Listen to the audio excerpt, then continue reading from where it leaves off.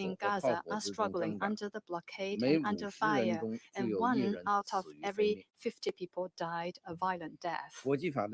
The authority of international law seems to exist in name only for certain states, and the line of international humanitarian law has been repeatedly shattered. In the 21st century, the occurrence of such tragedy is unimaginable and unbelievable. Like many members, we are shocked, disappointed, and outraged. However, we do not believe that the Palestinian people are destined to suffer, nor do we believe that the Council, as a collective, has exhausted all efforts to maintain peace. We cannot accept that death and hunger have become the new normal in Gaza. Gaza is already an inferno on earth, and humanitarian assistance gives people hope for survival. The role of the United Nations Relief and Works Agency for Palestine refugees in the Near East, UNRWA, is indispensable and irreplaceable. China firmly opposes Israeli smearing and the suppression of UNRWA, and is gravely concerned about the relevant bills in the Israeli Senate targeting the agency.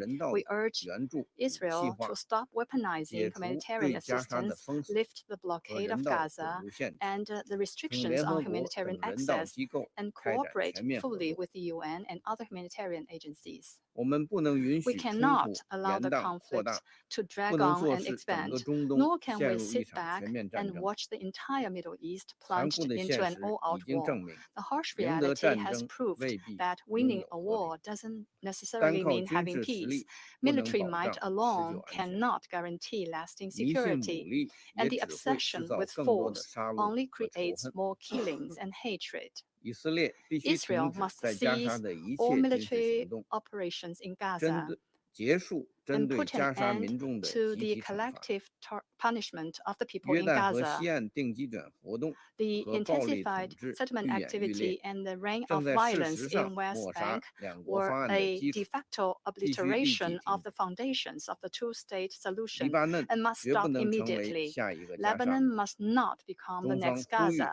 China calls on all parties to exercise restraint and achieve a ceasefire. We urge Israel in particular to stop taking actions that would further escalate the situation. We cannot ignore the marginalization of the Council. There is broad consensus among the vast majority of Council members on the Palestinian-Israeli issue.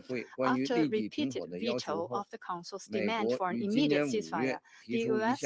put forward a ceasefire initiative last May, claiming that Israel had accepted it and requesting the Council's support for an agreement through diplomatic talks. However, over the past 5 months, the so-called diplomatic efforts seem to be going in circles, and more time and patience have led to greater civilian casualties and more reckless military adventurism. It is necessary to take a deep look at the current impasse and reaffirm some self-evident principles. Security Council resolutions are binding on all states, as stipulated in the UN Charter, and there is no room for distortion or interpretation in this regard. The implementation of international humanitarian law is a non-negotiable obligation and cannot be used as a bargaining chip. The principles of international law are universally applicable to all states. Double standard and selective application would set a terrible precedent with wide-ranging negative consequences. We certainly cannot lose faith in genuine diplomacy. To that end, we strongly urge the country concerned to put saving lives first, show political will, take an impartial stand, reject political calculations, and exert all available influence on the relevant party.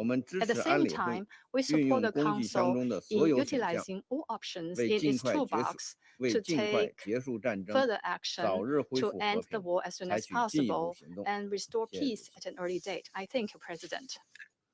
I thank the representative of China and I give the floor to the representative of Ecuador. Thank you. Madam President, I would like to thank OCHA and UNRWA for their briefings and reiterate the appreciation of my country for the work of the United Nations and its agencies and support for its selfless and indispensable work.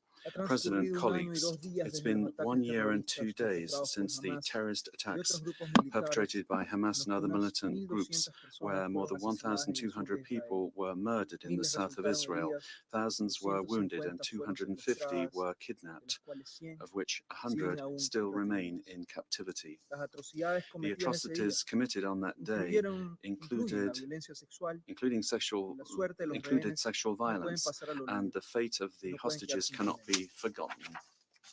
It is regrettable and incomprehensible that 1 year after these acts of terror, the immediate cause for the war that laid waste to the Gaza Strip, the Security Council has not been able to clearly condemn these acts and its perpetrators. Ecuador, for its part, once again condemns these terrorist acts and calls for the immediate and unconditional release of all hostages still under Hamas's control. We said this a year ago, we continue to say this. Ecuador recognizes the imminent right to legitimate self-defense of member states of the United Nations in the case of an armed attack, but we recall that this should be done according to the terms enshrined in Article 51 of the Charter. Madam President, the civilian population in Gaza has had to bear the consequences of 1 year of this war, which has led to tens of thousands of people dying and being wounded, including women and children. They are the ones that suffer the brunt of this violence. The violence must stop now. The fighting must stop. The bombing, the launching of rockets, and the acts of terrorism which continue to expose innocent civilians to loss of life and limb. It is fundamental to remember that respect for the norms of international humanitarian law is not optional for any of the parties involved in this conflict. Failure to comply brings with it serious international responsibilities, which we cannot ignore. Colleagues, the humanitarian situation in Gaza, as we have heard, is disastrous. Thousands of civilians are suffering the consequences of conflict, facing shortage of food, water, medicines, and essential services, such as education for children. This crisis not only requires an urgent response, but also a sustained commitment on the part of the international community to mitigate the suffering and protect fundamental human rights. The 4 resolutions adopted by this Council have not been implemented. This must be done immediately. No excuses, no delays. It is necessary to implement an agreement that will make it possible to bring about an immediate ceasefire, the release of hostages, and the entry of humanitarian assistance in sufficient amounts and in a timely manner. The time has come for bold political decisions which prioritize the common good. The time has come to protect civilians, humanitarian workers, and to respect the institutions which assist them. Any initiatives which hinders the work of United Nations agencies that provide this humanitarian assistance is worrying and dangerous. Madam President, the final resolution to this conflict will not come through force. Almost 8 decades of unsuccessful attempts using this approach should be sufficient. I've said this very many times, I say it again on this occasion. The only way towards an outcome is a negotiated, peaceful, and lasting and just solution between the parties with the existence of 2 states, Palestine and Israel, on the basis of the 1967 borders and relevant resolutions. Only then will it be possible for both peoples to live in dignity and in security. Thank you very much. I thank the representative of Ecuador, and I now give the floor to the representative of the Russian Federation. Madam President, we're grateful to Algeria and Slovenia for convening this meeting to discuss the serious humanitarian situation in the Gaza Strip and in the West Bank. We're grateful to the Commissioner General of UNRWA, Mr. Lazzarini, and Ms. Lisa Doughton, Director, for their objective and honest assessment of the unprecedented catastrophe occurring in the occupied Palestinian territory, OPT, where IDF has been conducting a military operation for over a year now. Russia unequivocally condemned Hamas's actions against residents and others living in border areas of Israel on the 7th of October, the killing of civilians, taking hostages, including women, the elderly, and children. We're acutely disappointed by the fact that 1 year on, over 100 people remain in captivity, and that to secure their release, the necessary diplomatic efforts, as per Security Council decisions, are not being undertaken. Among those injured, there are also Russian citizens. We stand convinced that terrorist methods cannot be justified, and that violence against both Israeli and Palestinian civilians is unacceptable. Having said that, all those who are still capable of compassion are outraged by the fact that this tragedy has been used for over a year now for a ruthless and an inhumane mass collective punishment of Palestinians who are confronting a humanitarian catastrophe that's unprecedented since the times of World War II. Almost 72,000 people have died, most of them women and children, wounded and missing close to 100,000, 2 million IDPs. This is the result of the stubbornness of the Israeli leadership and West Jerusalem's allies who are providing cover, the US that is, who are preventing the Security Council from stopping this vicious cycle of violence. The Enclave's territory is the world's biggest open-air prison. It's been subjected to mass bombing and shelling on a daily basis. In Gaza, there's nowhere that's safe for civilians. Civilian infrastructure is being purposefully destroyed. The provision of first aid to civilians is being blocked. Before the eyes of the international community, humanitarian convoys are being shot at and shot dead. Over 300 humanitarian workers have died, including 226 UNRWA personnel. In parallel, in the West Bank, a bloody operation run by the Israeli military is continuing, as well as clashes pitting settlers and residents. Just yesterday, during a security force raid on Kalandi refugee camp, a 12-year-old Palestinian boy died and at least 8 people were injured, wounded in fact. In total, since the 7th of October, over 11,000 Palestinians have been put behind bars in Israel, and they're enduring harsh and degrading treatment. What can be deemed a relative success of the UN's humanitarian wing is the polio vaccination campaign, which covered 500,000 Palestinian children under the age of 10, even though, according to the information we're getting, UN humanitarian bodies haven't yet managed to secure from Western Jerusalem even a short humanitarian pause for the conduct of the second phase of the vaccination campaign and for the distribution of aid. Madam President, against this backdrop, what's particularly concerning and perplexing is the fact that the Foreign Affairs and Defense Committee of the Knesset is working on 2 bills, one banning UNRWA's work on Israeli territory and the other